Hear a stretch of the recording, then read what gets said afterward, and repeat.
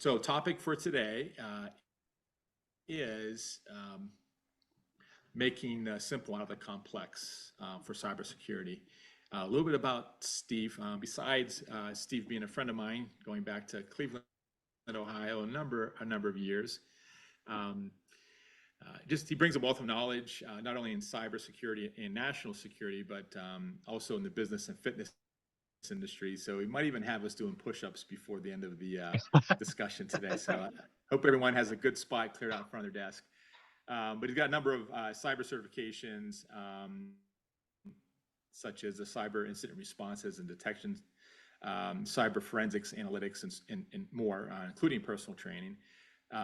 He's the owner of Summit Pines company, is also an information systems security lead at Gilbane Building. Prior to all of the more recent stuff that he's been doing, Steve was also commissioned officer and physical training leader in the U.S. Air Force, as well as a special agent with the U.S. Secret Service, including being a former cadet at the U.S. Naval Academy. He's got a degree in intelligence analysis and research, which makes sense, right? Fits right in with his background, and has worked deployed numerous times with the U.S. Air Force with Air Mobility Command and Special Operations Forces. So quite an interesting guy. We could probably just spend a couple hours just talking with Steve about a whole bunch of other things, but today it's all about cybersecurity. So with that, Steve, I'm going to hand it off to you. Thank you so much. Yeah, man, wow, what an introduction. You make me blush. So yeah, sometimes you don't realize you can fit all of it into a lifetime. So I appreciate that. Thank you for covering it. Yeah, so I want to make sure, can you see, everybody see my screen? It should be my ugly mug on the screen, or? Yes. Yeah. Awesome, very good. Okay.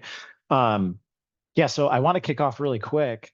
I'm noticing in the chat, and I sincerely appreciate everybody's participation.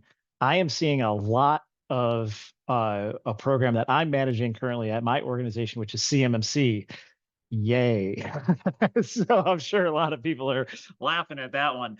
Give me a thumbs up. You don't have to do in the chat or anything. I just want to see a thumbs up on the screen of how many people are working through a CMMC certification right now, to just get an idea of. So I see 1, 2. I know there's more. I saw in the chat 3. Okay, very good.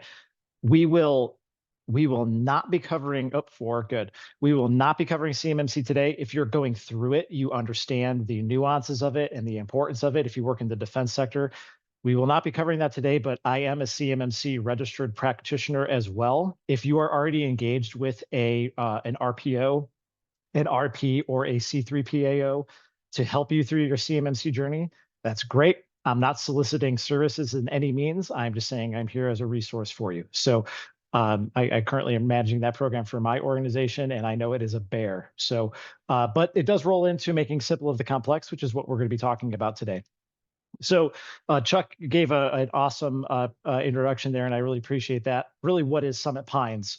My wife and I struggled to define it to people, and we finally got to a solution of what Summit Pines is. So yes, we did start as a fitness organization and a mentoring and leadership consulting organization.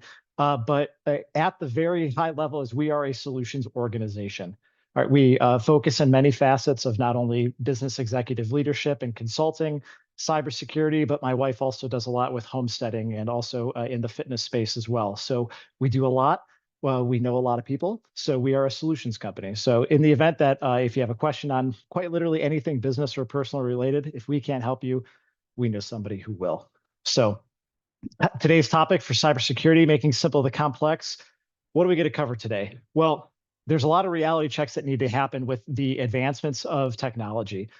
AI is not going to be covered in this presentation. I'm sorry to announce that, because that is the buzz right now. However, AI does fall under the umbrella of cybersecurity, which we can take these concepts into that realm.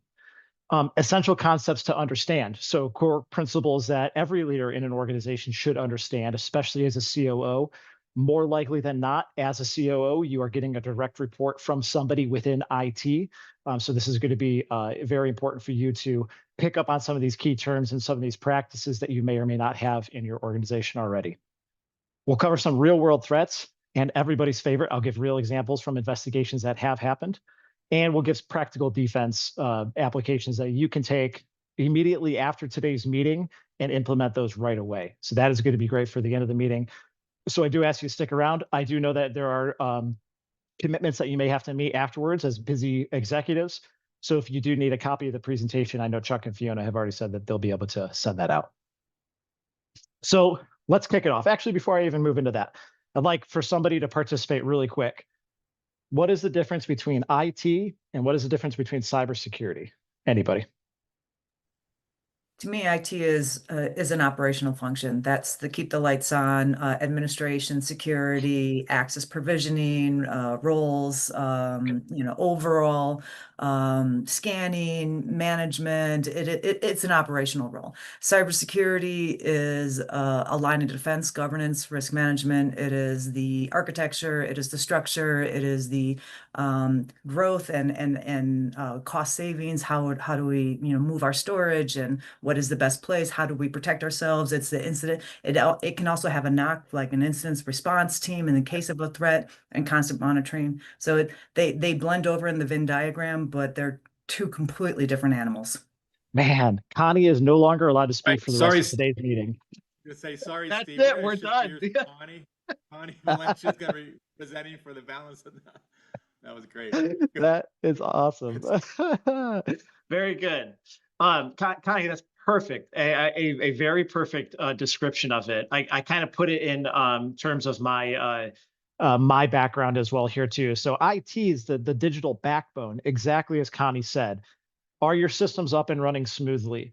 Does everybody have access to their email? Do you have the ability to perform your job? Are they able to, fix things when they break them? That is what your IT function is. Cybersecurity, on the other hand, is kind of like the digital special forces, right? We're identifying threats before they happen. We are keeping an eye on things such as the dark web, working with national security experts, because newsflash, the cybersecurity world, it has been developed and continues to develop around, quite literally, criminal enterprises and nation state actors that wish to do us harm in the digital space. So most of you that are working in the defense sector know that North Korea, China, Russia, major nation state actors that threaten our businesses, they're not only after our intellectual property, but they're also after money to fund their operations as a nation state. So what cybersecurity does, whether it's defense related or even in traditional organizations, such as a building company that I work for, we identify those threats, block unauthorized access, and do that incident response. Very rarely will you see an IT professional on an incident response team, and this is a good thing. This is what I want people to realize: is the segregation of duties between an IT department and a cybersecurity department is extremely critical. The reason being is because in an incident response, if something were to happen to your main mail system or maybe on a workstation, IT's main responsibility is to get direction from cybersecurity after the incident has been contained. So we need to realize that cybersecurity is more so as our immediate first responders and also looking for those threats preemptively before they happen. IT is kind of like the EMS that comes in afterwards, patches things up, and makes sure that we have policies, processes, and procedures in place so that the incident doesn't happen again. Is there any questions on the delineation between those roles within an organization? All right, very good. Let's move on. So why does it feel impossible sometimes? I mean, it is so hard to keep up with. Just go ahead and Google data breaches on Google, or type in latest cybersecurity news. There's full of technical jargon. There's always moving targets to keep up with, whether it's AI or nation state actors, or this state house got hacked and now the government services are down, or now Chase has been hacked and millions of people's data has been leaked. And then we have this like budget and risk confusion where it's like, well, am I budgeting for IT or am I budgeting for cybersecurity? Which one's more important? Well, in the world of technical jargon, we need to make this simple. And that's the whole presentation point here is how can we make cybersecurity simplified so that we can relate it to things that we know? Furthermore, with consistent moving targets, where are we going to get our information that's going to benefit our sector? So if we're looking at problems with credit card information being stolen, or we have organizations that are having individuals' PII, personal identified information, being leaked, how are we handling that? And how are we juggling all of the other things that are happening within of that threat landscape? And then to the budget question is, okay, so is my budget for my IT department the same as my cybersecurity? As we know, IT departments have a line budget for all the things that make our organization run. We have our mail services, Microsoft 365 or Azure, whatever the case may be.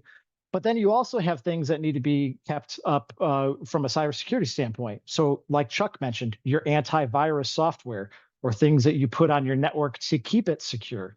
So it very well may seem like this falls under one budget, and it very well may go all the way up to like a chief information security officer or an IT director.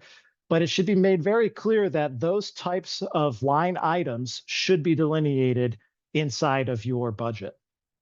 So let's get into it. Let's make it a little bit more real.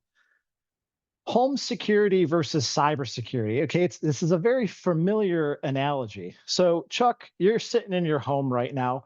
What do you do to protect you and your wife when you go to bed at night? What are some of the simple, basic things that you do to protect yourselves? You got a locked door, locked windows, some smoke detectors, CO2 monitors, 12 gauge. Very good. All right, I like it. Let's. Nothing, Hey, Mr. Spalding, Jeff Spalding. What do you do? Try and pick ones that maybe Chuck didn't mention. Okay, we got a weapon, we got smoke detectors, we lock the windows and doors. What are some other things, sir? We have cameras on the outside of the house. Okay, nice. Let's get somebody else. Daryl, how about you, sir?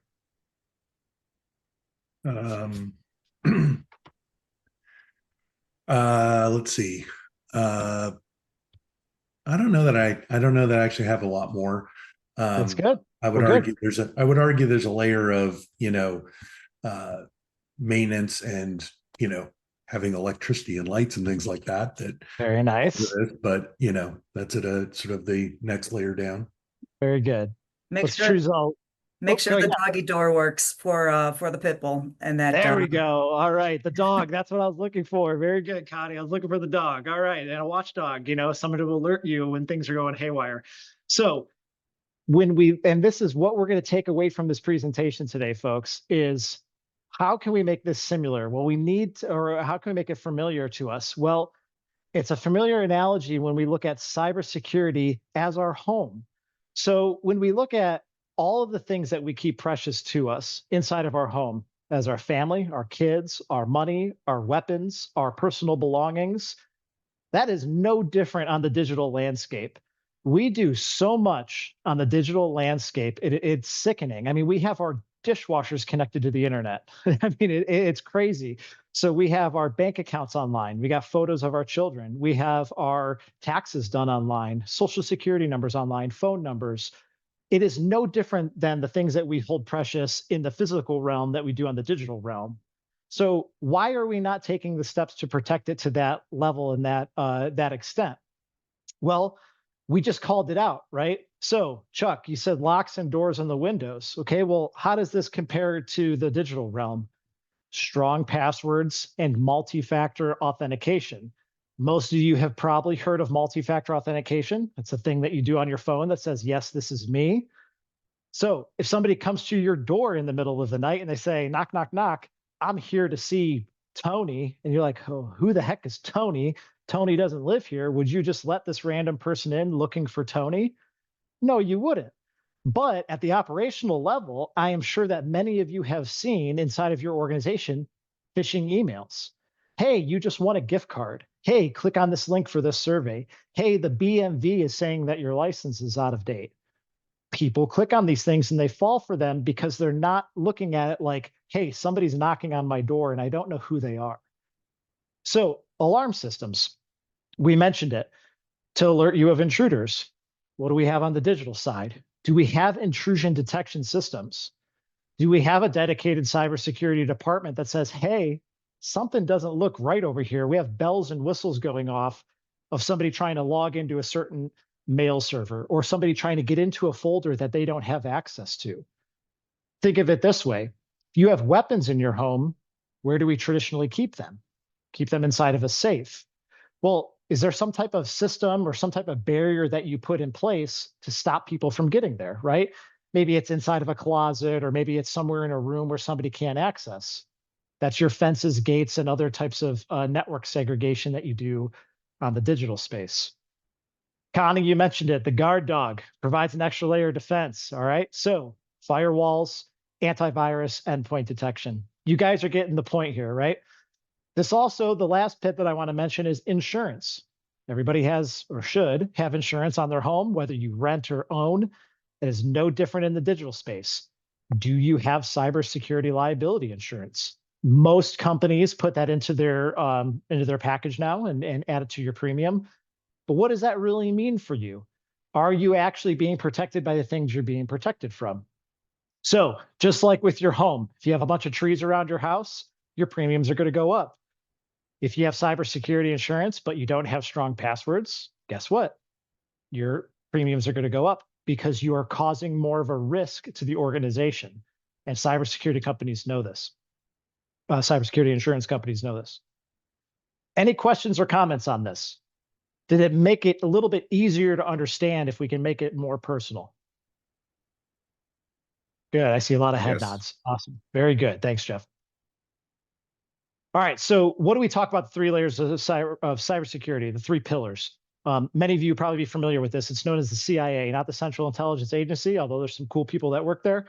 This is going to be confidentiality, integrity, and availability. These are the 3 pillars that make up cybersecurity. These are the things that we have to constantly keep in mind in our organizations of how we are approaching cybersecurity. This is the baseline. So confidentiality, we're talking proprietary information, banking info, employee data, ensuring that this sensitive data stays within our walls and you don't end up on CNN. That is the biggest thing, is we are seeing company after company after company being breached. And you do not want to be the signatory authority on the bottom of a letter that goes out to your customers or clients that says, we were involved in a data breach.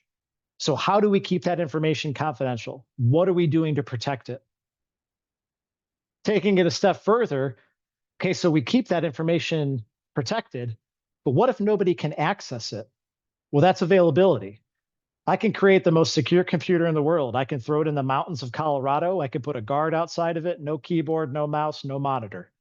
It's the most secure computer in the world, but it's not available to anybody. We can't use it. So we have to have an acceptable level of risk of how we approach business. So yeah, everybody gripes about multi-factor authentication. They hate it. Okay, but is it making our information available at the end of the day and safe and confidential? Yes, it is.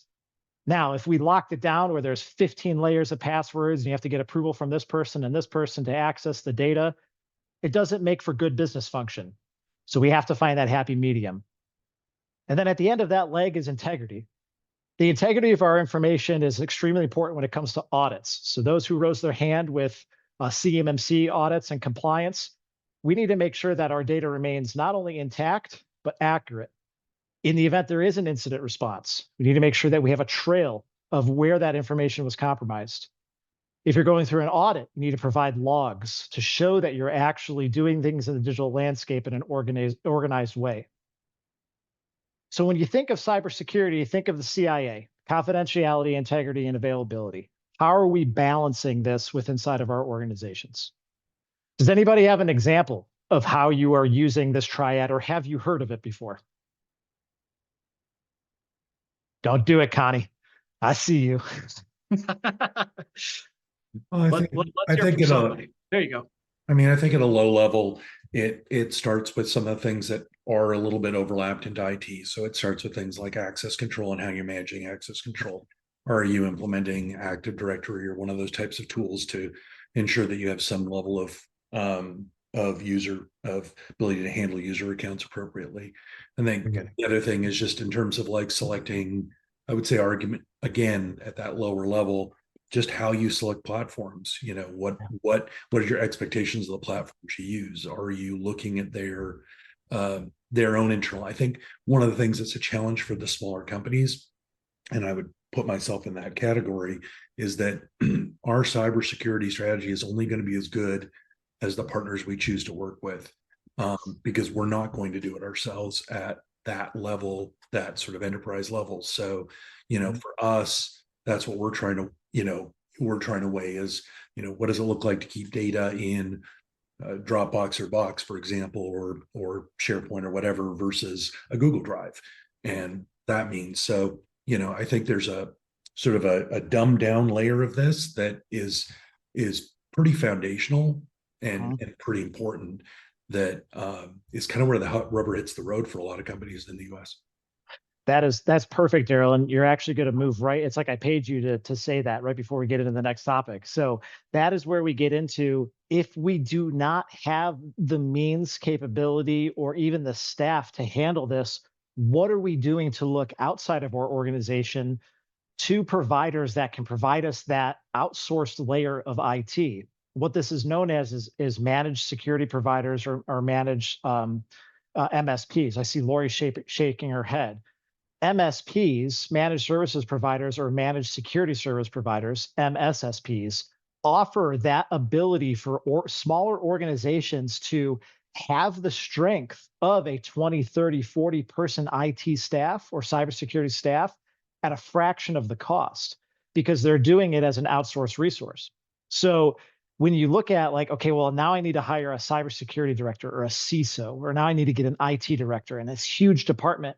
Well, eventually what's going to happen with your organizations is, if you hire outsourced here and you begin to grow and you get larger and larger and larger, and then your MSP or your MSSP bill starts to grow, that is when you make that perfect switch of, okay, let's bring somebody in to start to direct traffic with this thing. Let's build in our own internal team. And it's going to save you money in the long run. So there's a balance that happens. So if you're a small organization, 10, 20, maybe 30, even 50 employees, having an MSP, as Daryl alluded to, or an MSSP to offload that responsibility is ideal, because you're going to get the same level of security and professionalism that you would if you made it internal. Then once the organization starts to grow, you start to get more individuals interested in the company, and there's healthy growth. That's when you can start to look inward and say, okay, we're going to hire a dedicated internal IT team, people who know our organization. That's perfect. Thank you, Daryl. Appreciate that input. Yeah.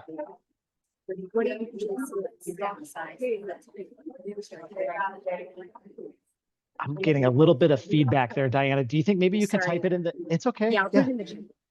Yeah. Throw it in the chat. I'm going to cover this slide really quick, and then I'll answer your question. Okay. Awesome. Sweet. So what are we doing about today's most dangerous threats then? If whether it's internal or, thanks, Charles. Nice talking to you. So what's the size you usually see a tipping point higher internally? That 50 point-ish. That's what I've seen in organizations that I've done consulting engagements with, is we start to see, oh, you don't see any slides? Are we able to see? Everybody else is able to see slides, right? I am Get not. out of here. No, Oh no. sorry. Get out. What? I've been sharing slides the whole time. We've been How about captivated now? by your voice. Oh man, thanks. It must be that good. I'm getting good head nods. So can everybody see it now? No. Oh my goodness. Maybe I don't have authority, Chuck. Let's see. Here, let's how's that? Is that better? Yes. Perfect. Hey, there we go. Oh, well, you missed my ugly mug. There it is. All right, look at that. The cybersecurity guy having IT issues. See, this is why IT needs to be separate from cybersecurity. Holy moly, I just made my own point. That's awesome. Oh, Lord. All right, well, this was my little digital home and the little digital landscape, and we covered all this stuff. All right. Yes, we will be sharing slides. Thank you, Diane. If you wouldn't have said anything, I would have been none the wiser. Look at that. Thank you so much. All right, so It was actually a great presentation without the slides. Yeah. oh, thanks, man. I appreciate it. So the tipping point, yes, that I've seen is typically be up to that 50 point, because what you want to look at from a ratio standpoint, for especially from an IT department, is usually a 3 to 4 person IT department can handle requests or influx of anywhere between 50 and 75 people. That's internal. You outsource it, and you're used to that outsourcing, you have to keep in mind there's going to be a transitionary period. So if you have an MSP or MSSP who knows your organization, you start to tip over that 50 point of 50 employees where they're handling service tickets regularly and cybersecurity regularly. That's when you want to start to make the realization we should probably start to make that switch internal, and then maybe do like a hybrid agreement with your MSP. That's a lot of the engagements that I've seen, is they start to transition off into their own, and then the MSP will provide maybe some hybrid services before they just go off the deep end and keep it internal. So hopefully that helps. And again, every organization is different, right? There's no template for these kinds of things. So the most dangerous threat today, bar none, and this is statistics from Rand Institute. This was a survey that was done an investigation that was done in 2023. Phishing and social engineering account for 95% of all cybersecurity incidents that happen within organizations, large and small. So what this means is the human layer is and always will be your biggest threat. So I'm going to say that again. The human layer of your organization is and always will be your biggest threat. So what does that mean? The manipulations that happen to our employees, whether it's via email, over the phone, via text message, however they get manipulated by a threat actor, will always be the most dangerous risk to your organization.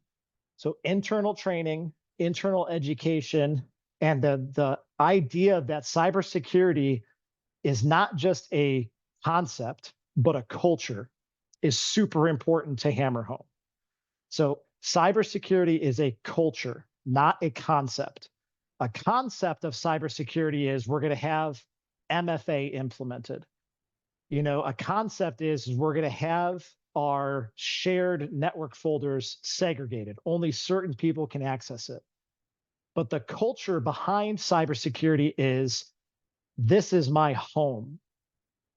I'm not going to let somebody come into my home unauthorized. That's the biggest piece. So when we make cybersecurity a culture, people understand that the actions that they take inherently in the digital space can and will affect the physical space. It affects your organization's budget. It affects the organizational fraud. It can affect audits. It can affect your personal life. And we'll get into some of those examples. Ransomware. We hate to hear this one, but it still happens every day. Ransomware is the act of a threat actor, whether a nation state, criminal organization, or private, taking over an organization, holding it digitally ransom, holding that digital gun to your data or your intellectual property, and requesting a payment for it. In return, you'll get your data released and unencrypted. A lot of people will say, okay, well, how are we going to trust the bad guys here? Coming from working in the Secret Service and with the FBI on many of these cases, it pains me to admit this out loud, but I've been given authorization to say it. There is actually a good criminal list. I hate to say it out loud, folks. I see people laughing, but there literally is. There are many known Russian hacker groups, North Korean hacker groups that are known to be good guys that will happily release your data for you if you pay the ransom. And our federal government encourages that. So just keep in mind that ransomware is a very unique and a very dangerous situation to get into. Not many organizations face it, but when they do, it becomes a huge headache. So before you even get to ransomware, you have to ensure that number one is covered first, your human layer. And then cloud misconfigurations fall on the bottom of that. The reason why it's the last one on the list is because most cloud organizations, like Daryl mentioned, if you outsource it, most of them have pretty robust standards in place because they have many clients that they are trying to serve and many people that they're trying to make happy.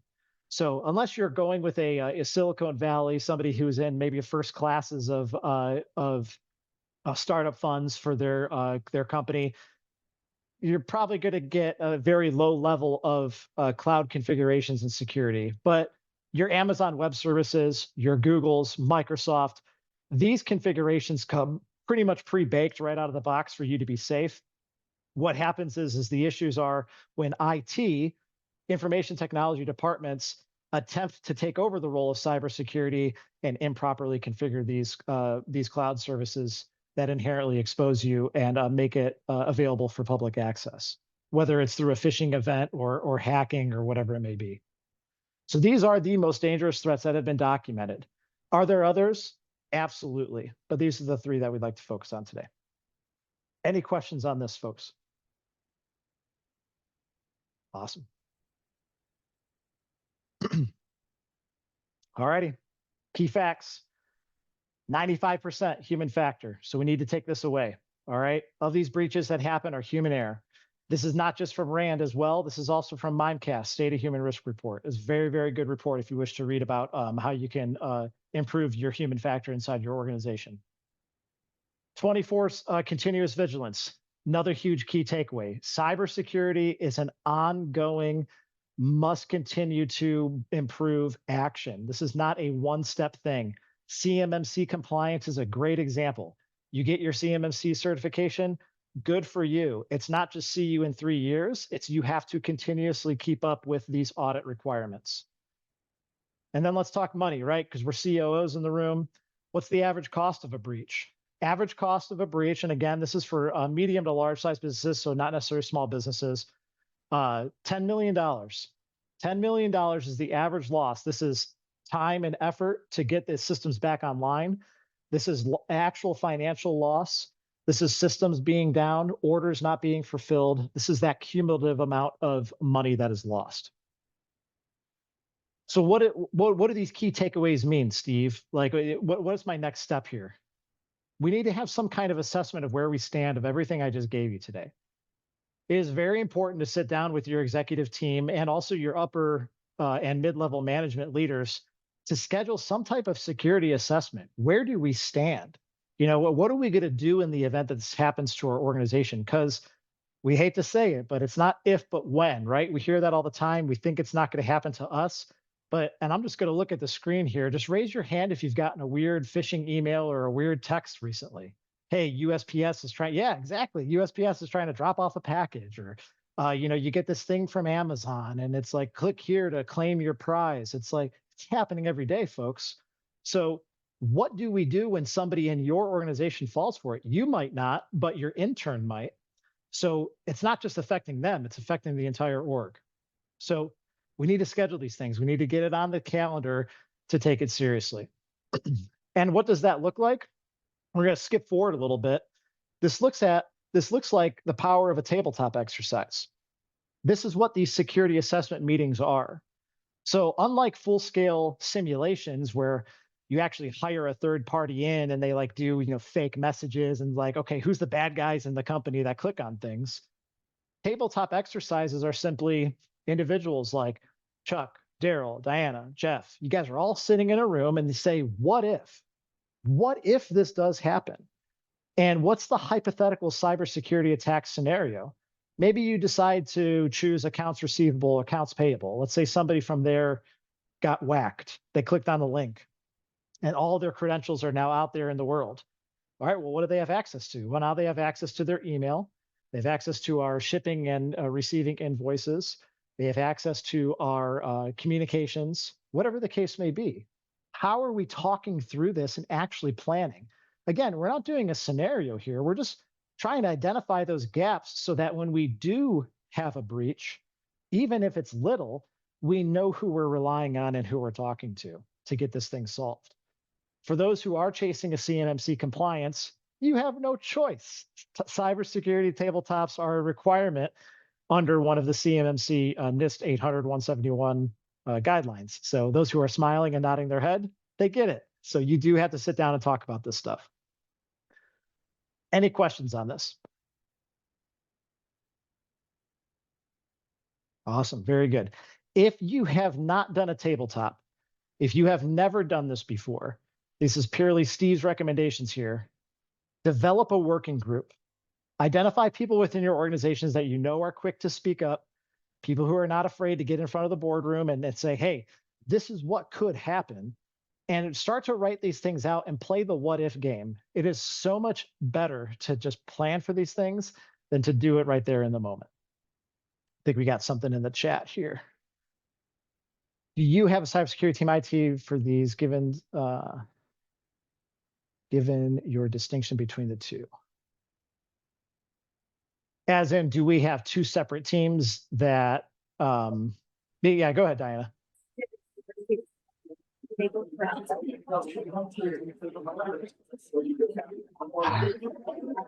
Still getting a little feedback. I'm sorry.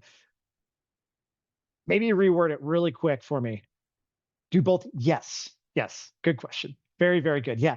So those in the room that should be there, you want to tailor your tabletop exercises to the scenario or the situation that you deem fit, right? So let's say if you work in the defense sector and you're noticing that maybe you work with subcontractors, like, okay, our subcontractors are getting hit.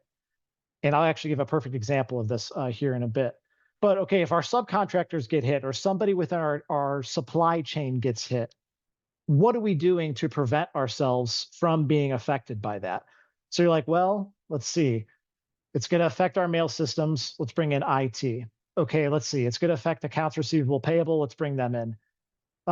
Maybe somebody's going to get on TikTok and say something stupid about my company. Let's bring in HR and public affairs and see what they say. So you get everybody in a room and say, what would you do? What would you do? What would you do?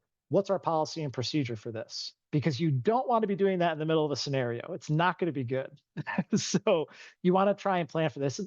And I'm going to wrap this back to fitness, folks. You're exercising. We have to exercise. We have to be prepared for the event, right? So if we're not prepared for the marathon of a cybersecurity attack and you've never run before, it's going to be a long race. And you're going to end up looking externally to provide solutions for you, which is going to cost you more money. So let's talk about a scenario really quick that actually did happen. Okay, so this is a legitimate scenario that happened inside of an organization that I helped respond to. Okay. So ex-employee receives multiple login attempts for their phone. Their phone kept saying, hey, you're attempting to log in. Was this you? Well, this particular employee was attending a certification exam a couple weeks later, right? So we didn't catch wind of this until after she contacted IT and they reset her password. So that's the starting point. So she gets multiple requests saying, hey, I'm trying to log in. It's not her. She contacts IT and they reset her phone. Well, here's where the weird stuff happens. She goes for her certification exam, and 2 hours later, she gets more of those requests, except this time it's an MFA prompt saying, hey, please verify this is you. Well, she went back 2 weeks ago and said, well, yeah, I just reset my password 2 weeks ago. Yeah, it's me. Yeah, it's me. Yes, it's me. Yes. And every single time she's saying, yes, it's me. Yes, it's me. And I noticed some people in the chat, they said they work for an IT company, I think it was, right? So for those who are technical, there's something called an MFA token that's being passed every time you click that. Hey, it's me. Hey, it's me. Hey, it's me. It's a digital signature saying, yes, I am proving who I am saying I am. So what does she do? She contacts local IT. Again, keep in mind, this organization had a dedicated cybersecurity team. She's contacting IT because she didn't even realize they had cybersecurity capabilities.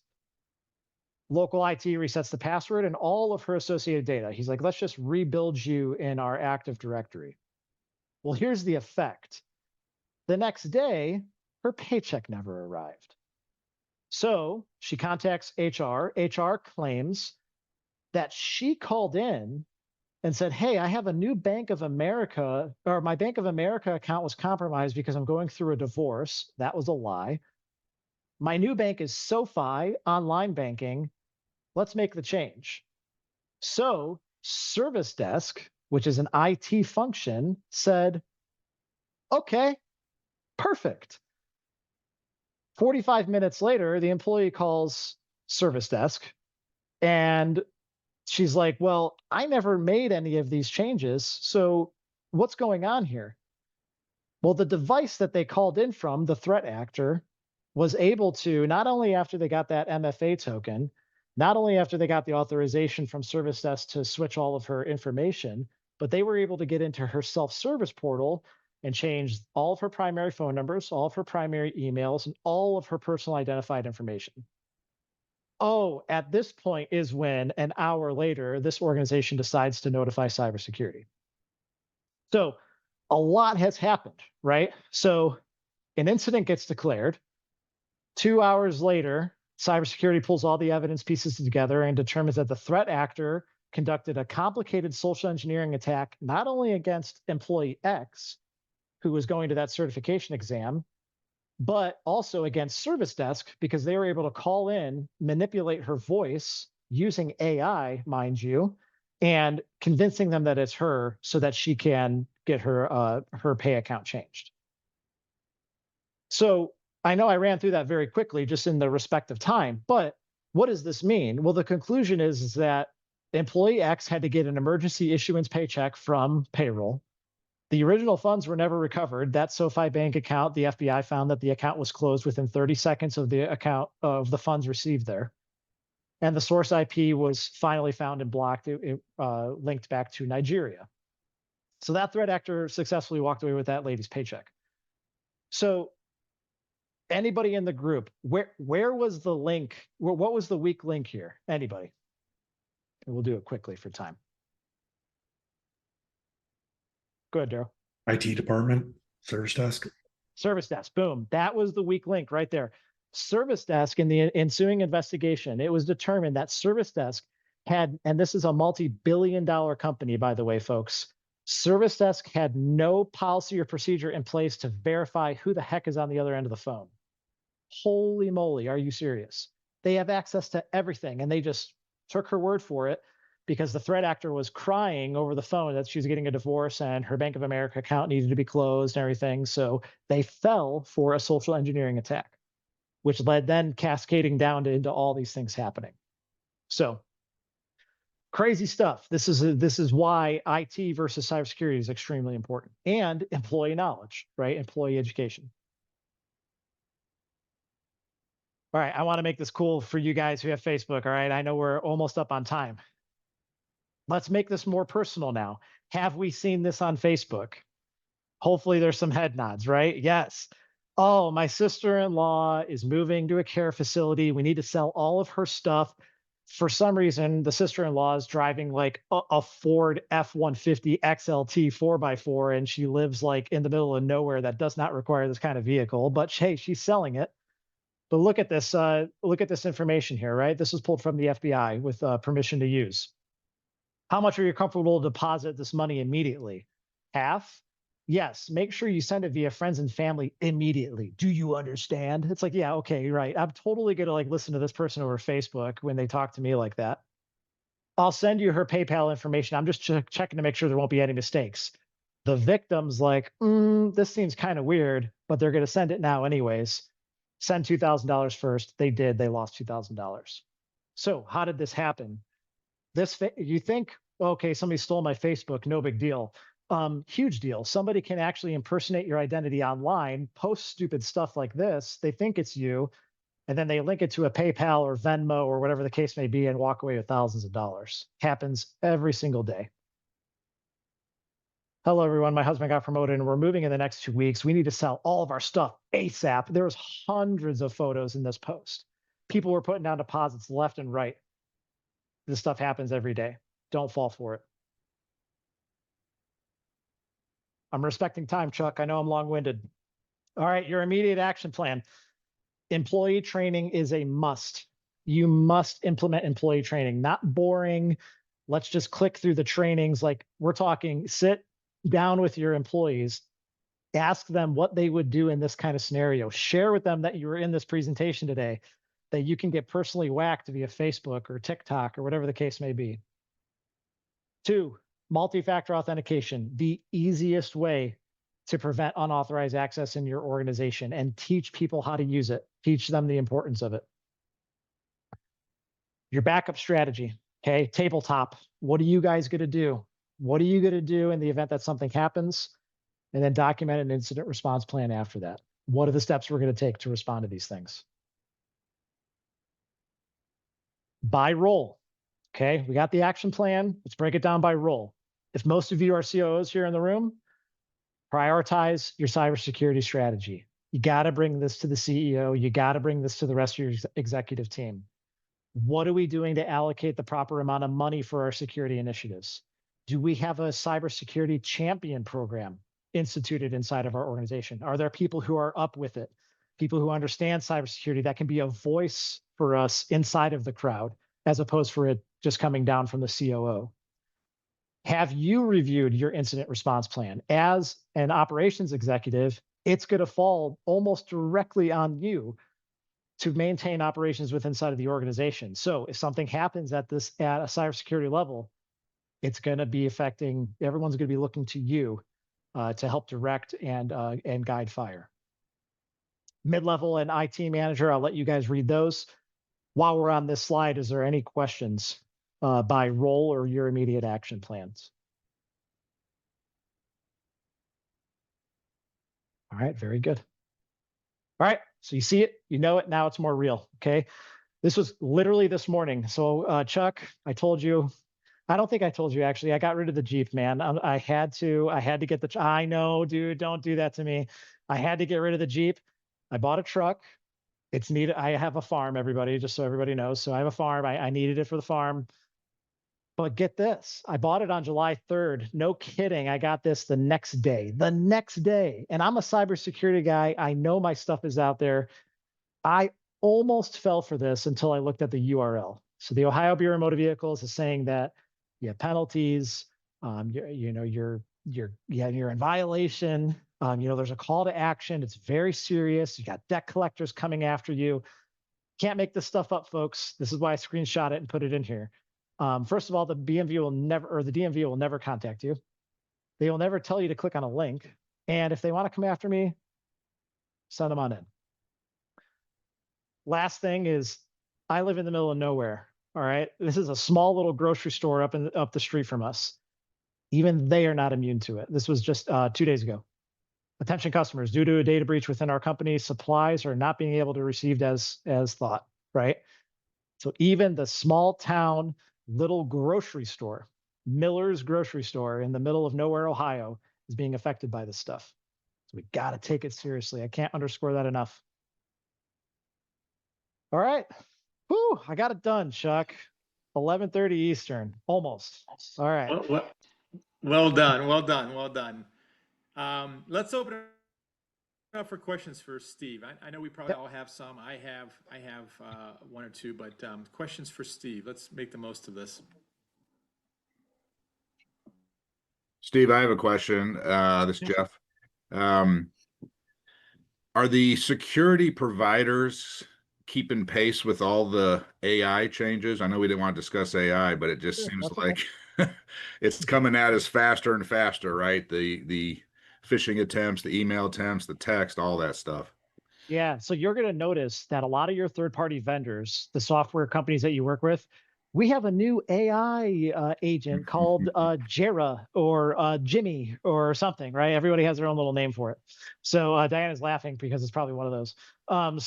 You're going to see companies trying to adapt to this thing called AI, and here's the thing, like, it's almost like when computers came on scene and said that they are going to save us all from using paper. Well, that's bullcrap because I got paper all over my desk, right? So the thing is we're trying to get with the times with AI, but AI is actually not a new thing. It's been around for over 20 years. It's just the rate of acceleration and the rate of investment that is being made into AI is what's making it so powerful. So yes, to answer your questions, organizations are leveraging AI more than they have ever now to combat these threats. So organizations like Iron Scales, which is a email security company, they have an AI engine that is really quick to recognize phishing emails. Rapid7 is another one. Rapid7 is a very popular company that uses AI.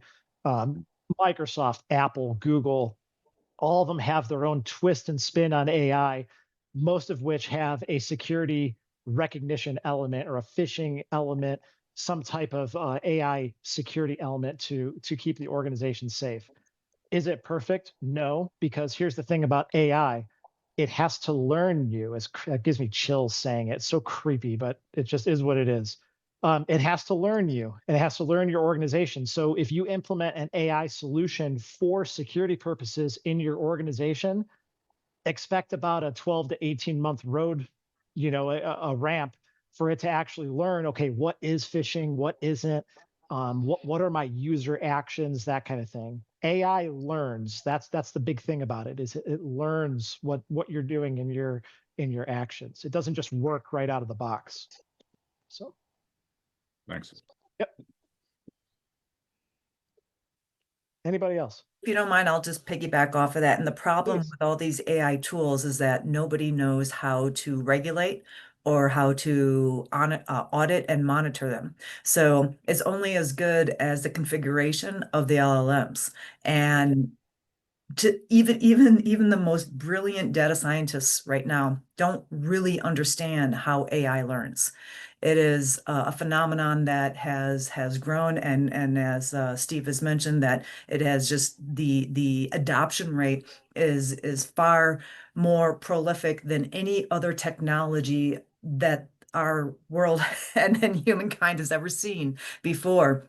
I mean, it took us 100 years to adopt the Model T Ford, right, and have cars across. And there's still places where you have the horse and buggy. So there's still places that don't have electricity in this world, but yet AI is brand new, a couple of years out. I mean, I remember last year's when I started using it, and now it seems to be replacing jobs. And now the Wall Street is touting and bragging about how it's eliminating jobs because of AI. So it's a very nebulous time that we're in. This is a massive shift in culture and governance, and I think we just really need to be the vigilance of how are we getting confidence in these AI tools that we're implementing in our organization. And as COOs, anytime someone, oh, we need AI, I need to look at this. Like, what is it doing? How are we going to monitor it? It does not eliminate jobs yet. I need to monitor, I need to trust, I need assurance that this is actually doing what it's saying it's doing, and that that it can be a part of our operation. So that's just my disclaimer on AI. Yeah, you said one thing I want to touch on really, really quick. We need AI. We need AI. Do you need it? Do you really need it? Because here's the biggest thing that I've dealt with organizations that I work with and within my internal organization. Do we need it? A lot of people say yes, because it's allowing them to do their job better, AKA, I want to be more lazy. Let's just be honest. That's what it is. It can take meeting minutes for you. It can write emails for you. It can respond to Teams messages for you. You don't have to do crap anymore. This is Steve getting on his soapbox, but here's what I'm going to say, though, is it's super important to know, because where's that data going? Like you said, where are we training that large language model to go? If you don't have a governance, risk, and compliance committee actually looking at this initiative of AI, AI can be beautiful. It can do really, really great things for your organization. But where's that data going to go? If it's just going out to OpenAI or going out to whoever's providing you that service, you really open up your company to risk. So yeah, Connie, you're hitting the nail on the head. Keep that LLM in here. Make sure you identify your risk, and make sure, like, do we really need it? That's the big question. Awesome input. Thank you. Any other questions for Steve? Kat, you've been quiet today. You're sitting there thinking. I could see the wheels burning there. No, the main, it's not a question, but I think the one that I'm dealing with almost on a daily basis is my mother. I'm like, and I'm trying, and maybe that's the thing of all of you, if you have elderly parents. My mom is 79 years old, and I just have basically told her, just send me the text. Yeah. Kaiser said I owe them money, and I'm like, I went online. I'm like, no, you don't. Ignore. And then same thing. I'm like, the URL, Mom, no. The URL is a bunch of garbage on there. That's not correct. But they do it in such a way that where you first glance at it, it looks like it's legitimate. And so I just have tried to literally grill into her, just, you're not bothering me. because she was hacked by one of the she fell for one of the Walmart scams. We got it under control. She lost only $200, but everything had to be changed. So the one that's most companies for sure, but the elderly, oh my gosh, are they getting scammed left and right? So really watch your parents, because that's the really scary one, because they just them. And she knows that the guy had her on the phone for 2 hours until she finally realized, oh my God, and hung up.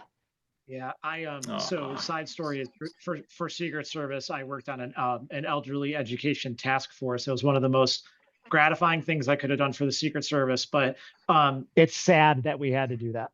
Yeah. So but yes, take this information and share it with your children, share it with the elderly, especially children nowadays, man. They just want entertainment. They want to get on YouTube, they want to get on TikTok, they don't care, clicking on stuff randomly. It affects you, it affects your companies, and it affects our loved ones. So Kat, great input. Thank you so much. I almost always get that feedback in these types of presentations is what can I do to protect my family? Especially the elderly who come from a generation of trust, inherent trust. So yeah, just continue to be there and be a resource for them. And if not, connect them with resources. Connect them with the local FBI, the local Secret Service. They will happily come out and do education. Connect them with individuals like myself, whoever, to help increase their education. Thank you so much for that input.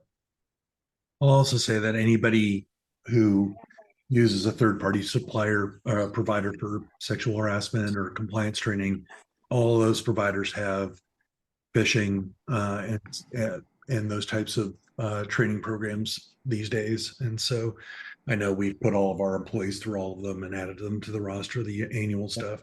But I'm sure, but it's another avenue to find some resources that essentially usually end up being free because you're paying for the rest of the stuff that you're doing there.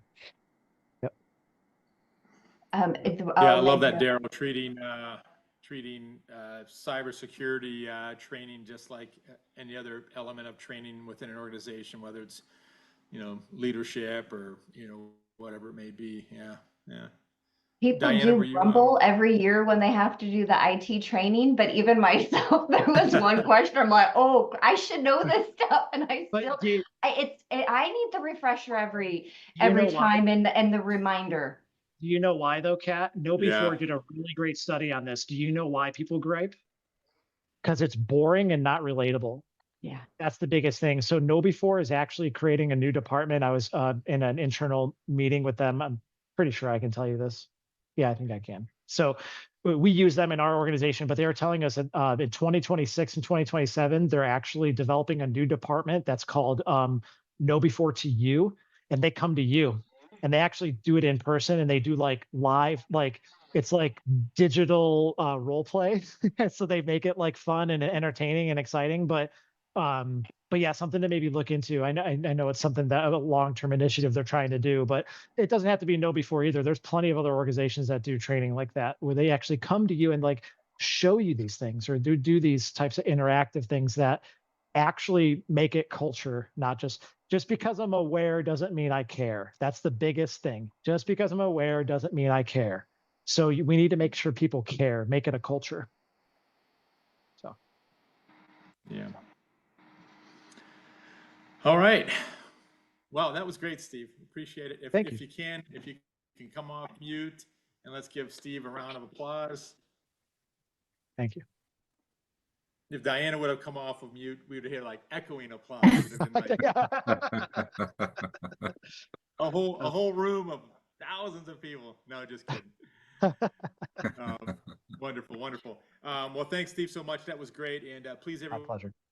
if you've got questions, reach out to Steve. I know Steve very well. He's first and foremost someone that wants to be helpful and is just a wonderful resource. So reach out to Steve. We will share this presentation. We'll share Steve's contact information so that you can, at the very least, connect with him on LinkedIn so you have him in your contact list if you ever need to reach out to him in the future. So again, thank you, Steve. Just a few announcements for everyone.